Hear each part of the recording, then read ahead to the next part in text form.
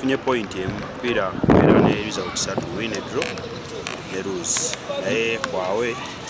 twasobola collecting a point katonda kyalese tugezezaako